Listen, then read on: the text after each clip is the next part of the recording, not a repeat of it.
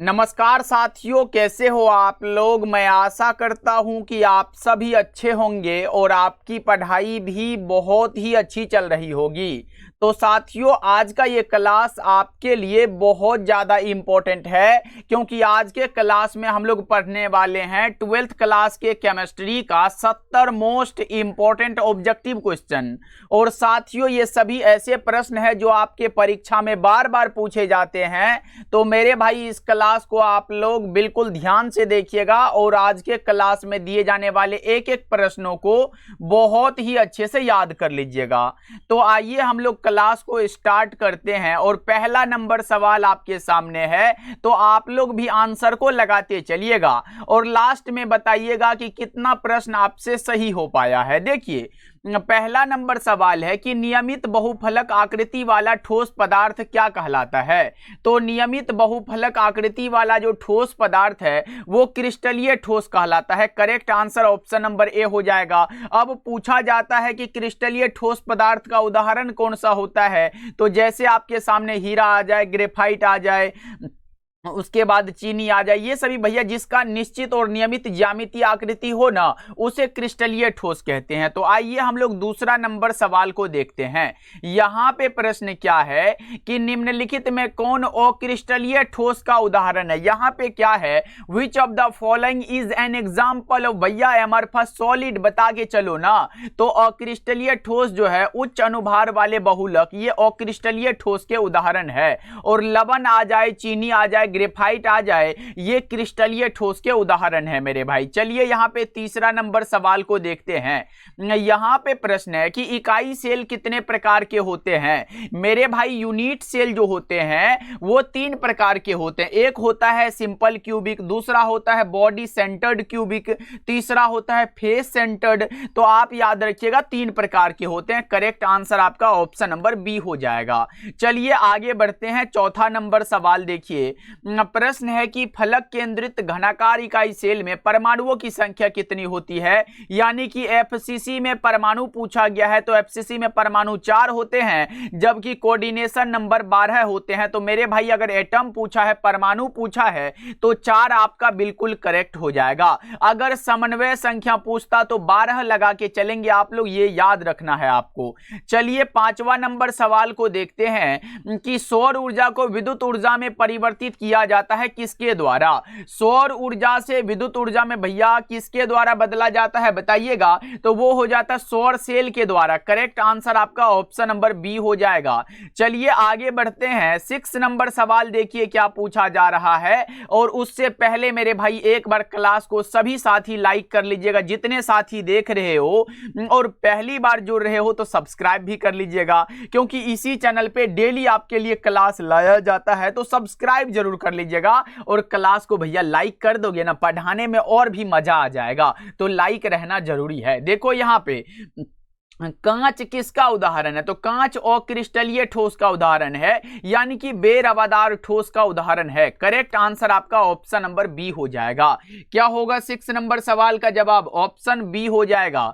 चलिए आगे बढ़ते हैं। 7 नंबर सवाल है कि AgBr प्रदर्शित करता है। यहां पे ये सिल्वर ब्रोमाइड जो है मेरे भाई, ये किस डिफेक्ट को प्रदर्शित करता है। तो ये प्रदर्शित करता है फ्रेंकल दोष और शॉर्टकी दोष दोनों को। ए और बी दोनों विकल्प हमारा करेक्ट हो जाएगा। आइए 8 नंबर सवाल को देखते हैं। प्रश्न यह है हमारे सामने कि n गोलों वाले सीमित पैकिंग में चतुष्फलक रिक्तियों की संख्या क्या होती है। n गोला वाला बात है मेरे भाई, तो ये 2n हो जाएगा, क्योंकि अगर चतुष्फलक पूछा है तो यहाँ पे 2n बताओगे। अगर इसी में अष्टफलक पूछता तो क्या बताते भाई मेरे, तो ये आप कहते भैया n हो जाता है। ये बात आप लोग याद रखिएगा। ओके, चलो बहुत अच्छे, आगे बढ़ते हैं। अगला बता के चलिएगा। अगला यहाँ पे प्रश्न देखो क्या पूछा जा रहा है कि धात्विक ठोस के लिए कौन सा कथन सत्य है। धात्विक ठोस आपने पढ़ा होगा कि क्रिस्टल 4 प्रकार के होते हैं, उसमें एक ये धात्विक ठोस होता है, धातुई ठोस होता है। इसके लिए कौन सा कथन सही है, तो आप बता के चलिएगा। ये विद्युतीय सुचालक होते हैं मेरे भाई। ऑप्शन नंबर सी हो जाएगा। 10 नंबर सवाल का जवाब बताएंगे कि सबसे अधिक घनत्व वाली क्रिस्टल की संरचना कौन सी है? सबसे अधिक घनत्व वाली एफसीसी होती है, face centered cubic unit cell होती है, याद रखिएगा आप लोग। आइए अगला प्रश्न को देखते हैं कि विलयन में जिस अवयव की मात्रा अधिक रहती है उसे क्या कहते हैं? तो भैया विलायक। जैसे चीनी और पानी का घोल है, मानो पानी ज्यादा है तो वो विलायक हो जाएगा, चीनी कम है तो विलय हो जाएगा। ऐसे भी मान सकते हो कि जो घुल जाए, जो अपने में घुला ले भैया, घुलाने वाला विलायक होगा, घुलने वाला विलय हो जाएगा। चलिए आगे प्रश्नों को देखते हैं। 12 नंबर सवाल है कि मोललता का मात्रक क्या होगा? मोललता क्या होता है? प्रति केजी विलायक में घुले हुए विलय के मोलों की संख्या को मोललता कहते हैं। प्रति केजी है तो ऑप्शन नंबर बी लगा दो, क्योंकि बट्टा में केजी होना जरूरी है ना। चलो आगे बढ़ते हैं। 13 नंबर सवाल क्या है कि विलयन का अनुसंख्यक गुणधर्म का उदाहरण। पहले आपने पढ़ा होगा कि विलयन का अनुसंख्यक गुणधर्म वह है जो विलयन में उपस्थित विलय के कणों की संख्या पर निर्भर करता है। कणों के आकार या प्रकृति से इसका कोई लेना देना नहीं है, और इसके 4 उदाहरण होते हैं: क्वथनांक का उन्नयन, हिमांक का अवनमन, प्रासरणी दाब और वाष्प दाब का आपेक्षिक अवनमन। तो कहोगे हिमांक का अवनमन, क्वथनांक का उन्नयन, प्रासरणी दाब, ये तीनों के तीनों तो यहां पे अनुसंख्यक गुणधर्म है मेरे भाई, कोलिगेटिव प्रॉपर्टी का एग्जांपल है ये, तो ऑप्शन डी लगा दो। देखो अब यहां पे क्या है कि प्रासरणी दाब किस पर निर्भर करता है? प्रासरणी दाब निर्भर करता है विलयन की मोलर सांद्रण पर। ऑप्शन नंबर सी आपका बिल्कुल करेक्ट हो जाएगा। चलो आगे बढ़ते हैं। प्रश्न क्या है कि समुद्री जल को लवणहीन करने की विधि क्या है? क्या हो जाएगा? तो उल्टा परासरण यानी कि रिवर्स ऑस्मोसिस करेक्ट हो जाएगा।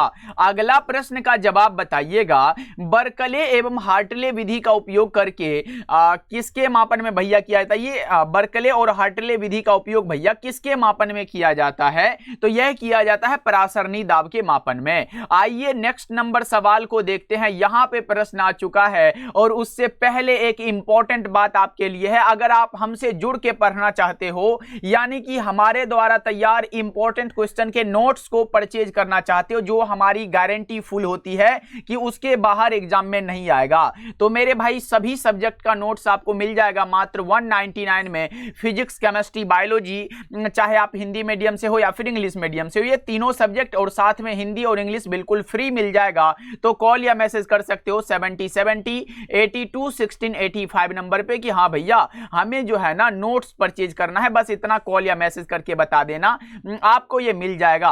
और मेरे भाई इसमें बहुत कम क्वेश्चन दिया जाएगा, ऑब्जेक्टिव हो सब्जेक्टिव हो, बहुत कम क्वेश्चन दिया जाएगा, जिससे कि आप बहुत ही कम दिनों में उसे पढ़ के खत्म कर लोगे। तो इसे जरूर पढ़ लीजिएगा, चाहे आप कहीं भी पढ़ते हो, लेकिन ये नोट्स को भैया पढ़ना ना भूलना। देखो अब बताओ यहाँ पे क्वथनांक के उन्नयन का सूत्र क्या हो जाएगा? बताइएगा यहाँ पे क्या हो जाएगा?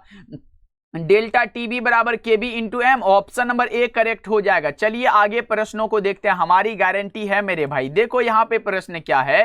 प्रश्न ये है कि राउल्ट के नियम के अनुसार विलयन के वाष्प दाब का आपेक्षिक अवनमन किसके बराबर होता है? तो आपने पढ़ा होगा कि विलयन के वाष्प दाब का आपेक्षिक अवनमन किसके बराबर होता है भैया? तो विलय के मोल प्रभाज के बराबर होता है। यही तो राउल्ट का नियम है। ऑप्शन नंबर ए हो जाएगा।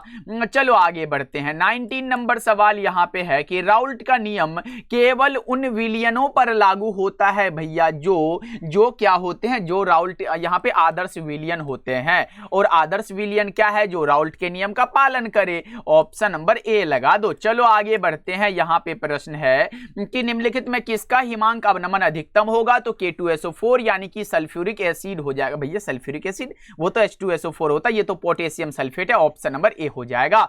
चलो आगे बढ़ते हैं, अगला बताइएगा। अगला यहां पे प्रश्न क्या है आपके सामने कि NaCl के जलीय घोल के वैद्युत अपघटन में कैथोड पर निम्नलिखित में क्या मुक्त होगा? NaCl का जलीय घोल है और कैथोड पर मुक्त पूछा गया है, तो आप यहां अच्छे से समझदारी से आंसर लगाओगे भैया सोडियम। चलो आगे बढ़ते हैं, अगला बताइएगा। अगला यहां पे प्रश्न क्या है? प्रश्न ये है कि द्रवित NaCl के वैद्युत अपघटन में कौन सा तत्व भैया मुक्त रूप में होता है? तो मुक्त कौन सा होता है बताइएगा। 22 नंबर सवाल का जवाब वो सोडियम होता है और क्लोरीन गैस होता है। ऑप्शन नंबर बी हो जाएगा। जैसे कैथोड पर मैंने सोडियम बताया और एनोड पर क्लोरीन गैस।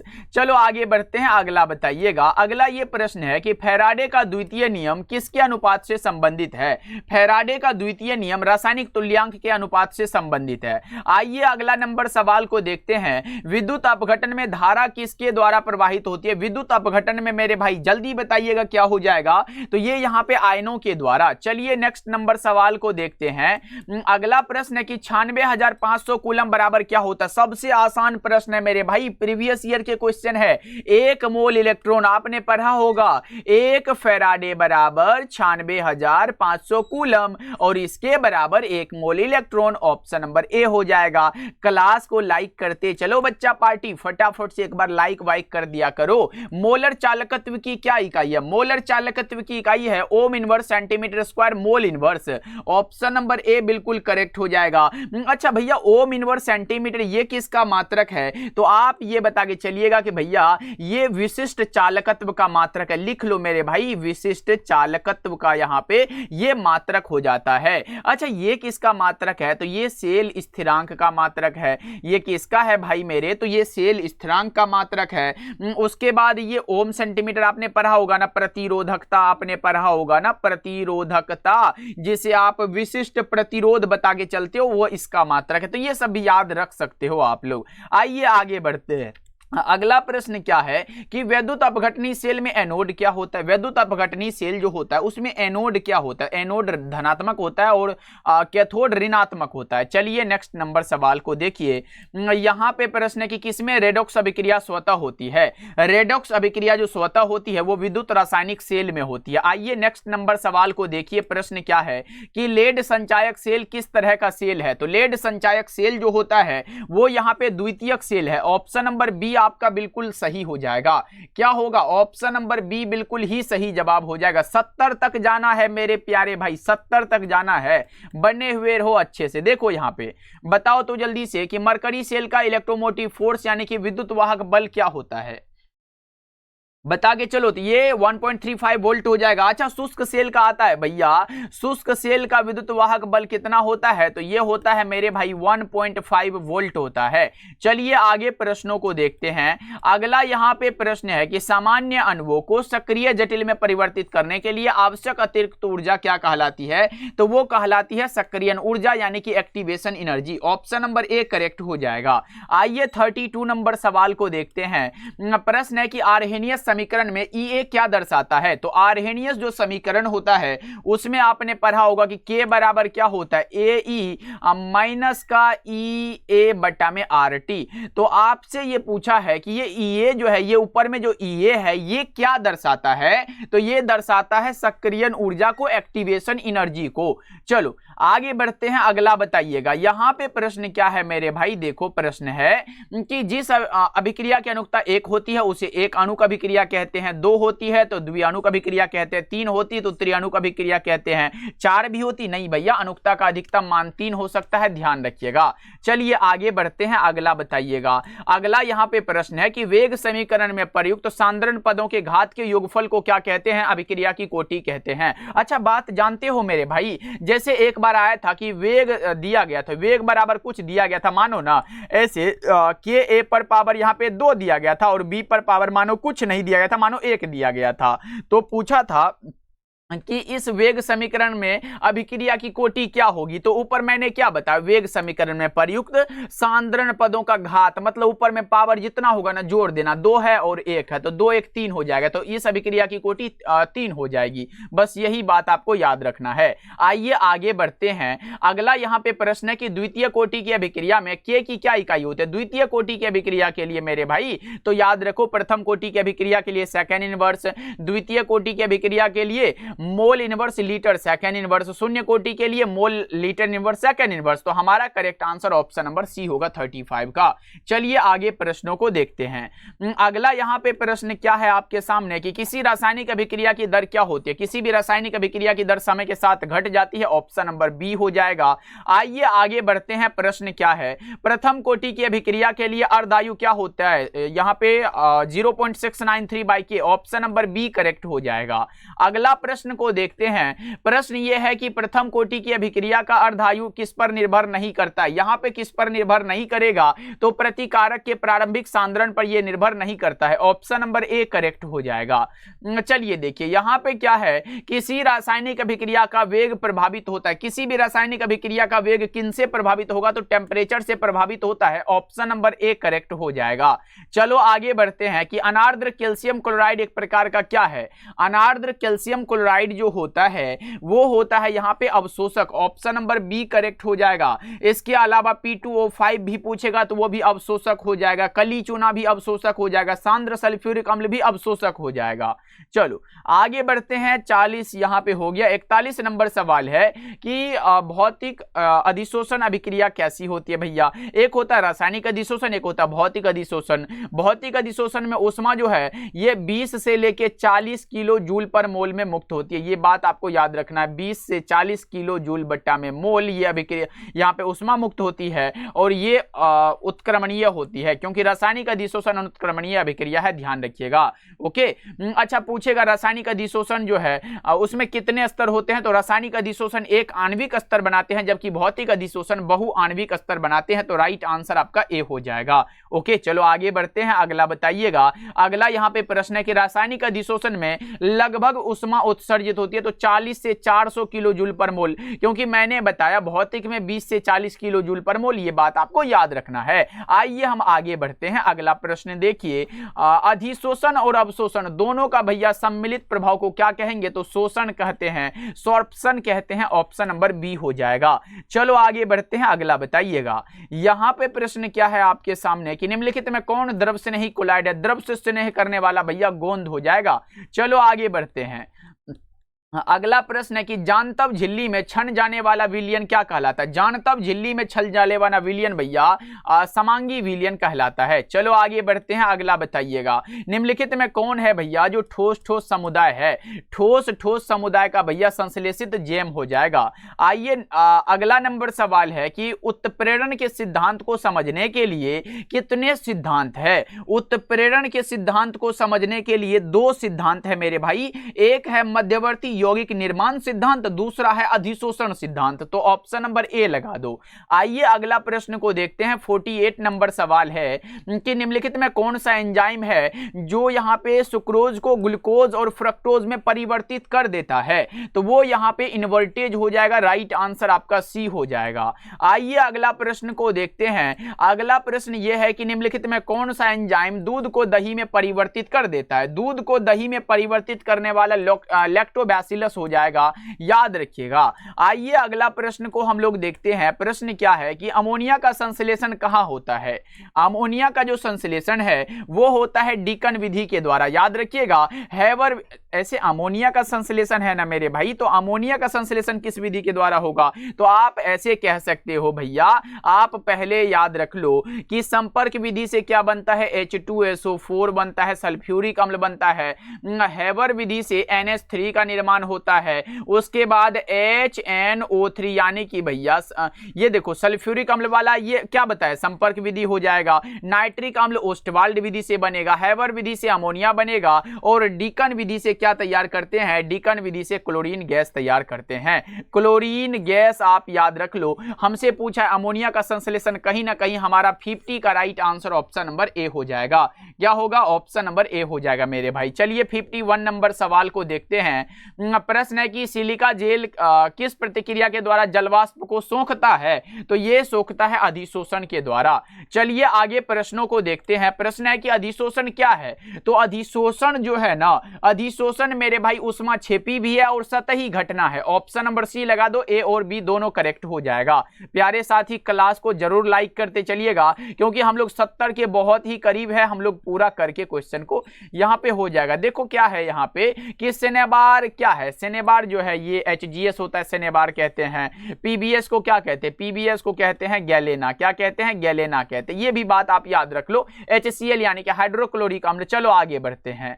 अगला प्रश्न देखिएगा क्या है कि हॉर्न सिल्वर का सूत्र क्या हो जाएगा। हॉर्न सिल्वर का सूत्र बताइएगा। क्या हो जाएगा, हॉर्न सिल्वर का सूत्र यहाँ पे क्या होगा 54 का, तो AgCl हो जाएगा, याद रखिएगा मेरे भाई। अच्छा, सिल्वर ग्लांस का Ag2S होता है, याद रखिएगा। चलिए आगे बढ़ते हैं, अगला प्रश्न क्या है, अगला प्रश्न है कि वह प्राकृतिक पदार्थ जिससे धातु का निष्कर्षण फायदेमंद होता है क्या कहलाता है, तो वो कहलाता है अयस्क, ऑप्शन नंबर ए हो जाएगा। चलो आगे बढ़ते हैं, अगला बताइएगा। अगला यहाँ पे प्रश्न क्या है कि निम्नलिखित में कौन सल्फाइड अयस्क है, बता दो जल्दी से। सल्फाइड अयस्क जिसमें लास्ट में एस हो वही वाला होता है ना, बताइएगा 56 का, तो PbS भी हो जाएगा, PbS हो जाएगा, फिर ZnS हो जाएगा, तो दोनों तो सल्फाइड अयस्क, ऑप्शन सी लगा दो। आइए अगला प्रश्न को हम लोग देखते हैं। बॉक्साइट एक अयस्क है, बॉक्साइट किसका अयस्क हो जाएगा, तो बॉक्साइट एक यहाँ पे एल्युमिनियम का अयस्क है, राइट आंसर ए हो जाएगा। अगला प्रश्न का जवाब बताएंगे कि निम्नलिखित में कौन सी धातु कार्बन द्वारा अवकरण से प्राप्त नहीं की जा सकती है, तो वह कौन सा हो जाएगा मेरे भाई, एल्युमिनियम हो जाएगा। चलिए नेक्स्ट नंबर सवाल को देखते हैं। डेली क्लास का टाइम शाम के 7 बजे और शाम के 8 बजे है। अब आपके लिए हम 2 क्लास डेली रिकॉर्ड करेंगे मेरे भाई। थर्मिट विधि में अवकारक के रूप में किसका उपयोग होता है, बताइएगा किसका होता है मेरे भाई, तो ये एल्युमिनियम का होता है। चलिए नेक्स्ट नंबर सवाल को देखते हैं। अगला प्रश्न है कि मैग्नेटाइट क्या है, मैग्नेटाइट जो है वो क्या है, 60 का बताइएगा, तो यह हो जाएगा कौन सा, इसका सूत्र Fe3O4 होता है, आसान है ना, ये वाला Fe2O3 ये हेमेटाइट है। अच्छा ये क्या सीडेराइट है, बस याद रख लो आप लोग। CuFeS2 ये कॉपर पाइराइट है। चलिए नेक्स्ट नंबर सवाल को देखते हैं। अगला यहाँ पे प्रश्न है कि निम्नलिखित में कौन सी धातु प्रकृति में मुक्त अवस्था में पाई जाती है, सोना नहीं है तो प्लेटिनम लगाएंगे, ऑप्शन नंबर डी हो जाएगा। चलो आगे बढ़ते हैं, अगला बताएंगे। निक्षालन द्वारा अयस्क का क्या किया जाता है, निक्षालन के द्वारा अयस्क का क्या किया जाता है, तो सांद्रण, ऑप्शन नंबर बी होगा, कंसंट्रेशन, ध्यान रखिएगा। आइए अगला प्रश्न को देखिए। प्रश्न है कि निम्नलिखित में किस में धातु और उसके अयस्क में मेल नहीं है, तो पहले आप याद रख लो, कॉपर का अयस्क कॉपर पाइराइट है, इसका मतलब है कि ये सही है। जिंक का कैलेमाइन ये भी बिल्कुल सही है। लेड का कार्नेलाइट क्या, ये बताओगे, लेड भैया गैलेना होता ना, यहाँ पे गैलेना होता, तो ये वाला हमें गलत लग रहा है। अच्छा लेड का गैलेना यहाँ पे दिया कि ये सही है, मतलब 3 गो सही है और यहाँ पे मेल नहीं है, इसका मतलब गलत होगा, तो ये वाला सी ऑप्शन क्या है हमारा, गलत हो जाएगा। चलिए आगे बढ़ते हैं, क्योंकि आपने ये जाना होगा कि कार्नेलाइट तो भैया मैग्नीशियम का है, इसका किसका है, तो ये मैग्नीशियम का है। चलो आगे बढ़ते हैं। चलो देखो यहाँ पे क्या है, यहाँ पे है कि रक्त पर कैसा आवेश होता है, र से रक्त याद रखो, र से ऋणात्मक याद रखो। चलो आगे बढ़ते हैं। अगला यहाँ पे प्रश्न की नीला थोथा का रासायनिक सूत्र क्या होगा, ब्लू विट्रियोल, जल्दी से बता के चलो क्या हो जाएगा, ये हो जाएगा हमारा CuSO4 × 5H2O। आप हमें बता सकती हो कि प्लास्टर ऑफ पेरिस का क्या होता है, उसके बाद मेरे प्यारे भाई जिप्सम का क्या होता है, ये दोनों कमेंट करके एक बार बता दो। ओके चलो आगे बढ़ते हैं। अगला बताइएगा, यहां पे प्रश्न क्या है आपके सामने कि अस्थि राख मुख्यतः क्या होता है, अस्थि राख जो होता है वो क्या है, ये कैल्शियम फास्फेट है, ऑप्शन बी हो जाएगा। नेक्स्ट नंबर सवाल का जवाब बताएंगे। निम्नलिखित में कौन हवा में ऑक्सीकृत नहीं होता है, हवा में जो ऑक्सीकृत नहीं होगा वो बैगनी फास्फोरस होता है मेरे भाई। चलो आगे बढ़ते हैं। अगला प्रश्न का जवाब बताइएगा कि अमोनिया का सूत्र क्या होगा, अमोनिया का सूत्र NH3 होता है, सबसे आसान प्रश्न ही तो है। चलो आगे बढ़ते हैं। 69 नंबर सवाल है, पिटवा लोहा में कार्बन की मात्रा कितनी होती है, पिटवा लोहा में कार्बन की मात्रा 0.12 से 0.25% के बीच, ऑप्शन नंबर सी हो जाएगा। चलो आगे बढ़ते हैं और आज के क्लास का लास्ट सवाल है कि फ्रियोन का सूत्र क्या होता है, CCl2F2 फ्रियोन का सूत्र है, ऑप्शन नंबर ए आपका बिल्कुल करेक्ट हो जाएगा। अच्छा बताइएगा H2S2O7 ये किसका सूत्र है, कमेंट करिएगा मेरे भाई। उसके बाद CuFeS2 ये किसका सूत्र है, ये 2 कमेंट में भैया आंसर आ जाना चाहिए कि हाँ प्रदीप भैया ने पूछा है, तो ये वाला आंसर हमें बता के चलना है। मिलते हैं अगले क्लास में, तब तक अपना ध्यान रखिएगा मेरे प्यारे भाई। सभी साथी क्लास को लाइक भी कर लीजिएगा। मिलते हैं फिर अगले क्लास में।